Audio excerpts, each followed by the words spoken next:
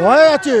তৃণমূলের গুন্ডা আর পুলিশ, এক শ্রেণীর পুলিশ, তারা গিয়ে ভয় দেখাচ্ছে, ভীতি প্রদর্শন করছে, অর্থের লোভ দেখাচ্ছে, যাতে তোরা কোনো রকম মুখ না খোলে। কালকে পুরো পুলিশ আর তৃণমূলের গুন্ডারা হাইজ্যাক করে নিয়ে চলে গেছে। এ কোন রাজ্যে বাস করছে? একটার পর একটা বিজেপি খুন হয়েছে, আমাদের বিধায়কদেরকে খুন করা হয়েছে, সেখানে সুইসাইড তকমা দিয়ে দেওয়া হচ্ছে। একটার পর একটা বিরোধীরা খুন হচ্ছে, সেখানে সুইসাইড তকমা দিয়ে দেওয়া হচ্ছে। মানুষকে কথা বলতে দিচ্ছে না, ভয়ের বাতাবরণ, সুপার এমার্জেন্সি চলছে। আর তাই বাংলার মানুষ এই পরিবর্তন চাইছে।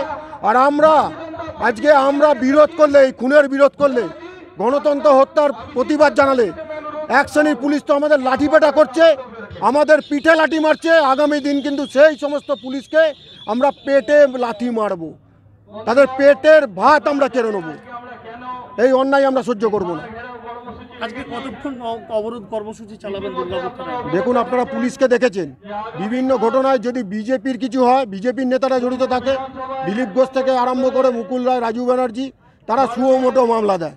আর এখানে একজন বিজেপির কার্যকর্তাকে ডেকে নিয়ে গিয়ে খুন করে দেওয়া হলো, তার বিরুদ্ধে কোনো এফআইআর তো নয়, সুমোটো মামলা নয়, উল্টে তার বাড়ির লোককে ভয় দেখানো হচ্ছে যাতে এফআইআর না করে, তার বাড়ির লোককে প্রলোভন দেখানো হচ্ছে যাতে তৃণমূলের বিরুদ্ধে মুখ না খোলে।